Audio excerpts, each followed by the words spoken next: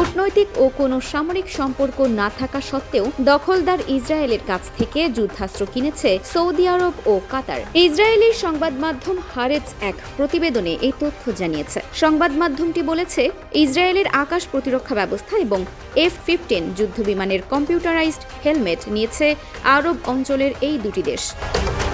প্রতিবেদনে বলা হয়েছে, কাতারের রাজ পরিবারের 11টি বিমানের মধ্যে 3টিতে ইসরায়েলি কোম্পানি এলবিটের সি মিউজিক আকাশ প্রতিরক্ষা ব্যবস্থা স্থাপন করা আছে। বিমানগুলো বাসিলে রক্ষণাবেক্ষণের জন্য 2020 থেকে 2022 সালে আনা হয়। ওই সময় এগুলো স্থাপন করা হয়। প্রতিবেদনে আরও বলা হয়েছে, 2017 সালে যুক্তরাষ্ট্র ও কাতারের মধ্যে F-15QA আবাবিল যুদ্ধ বিমান ক্রয়ের চুক্তি হয়।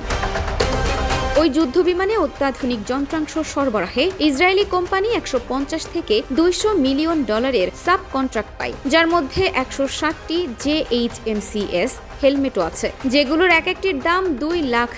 এর সঙ্গে ইসরায়েল AVS 9 ভিশন গ্লাসও সরবরাহ করেছিল। অপরদিকে 2010 সালের যুক্তরাষ্ট্রের প্রতিরক্ষা মন্ত্রণালয়ের একটি বিবৃতির উদ্ধৃতি দিয়ে হারেজ বলেছে, সৌদি আরব ওই সময় মার্কিন কোম্পানি বোয়িং থেকে F-15SA কেনার চুক্তি করে। কাতারকে ইসরায়েলি কোম্পানি যে মডেলের হেলমেট ও নাইট ভিশন গ্লাস দিয়েছিল, সৌদি আরবও সেগুলো ওই সময় কিনেছিল।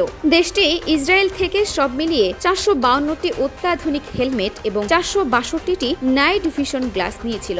অনলাইনের ফুটেজে দেখা গেছে, সৌদি ইসরায়েলের সরবরাহকৃত এইসব যুদ্ধাস্ত্র ব্যবহার করছে।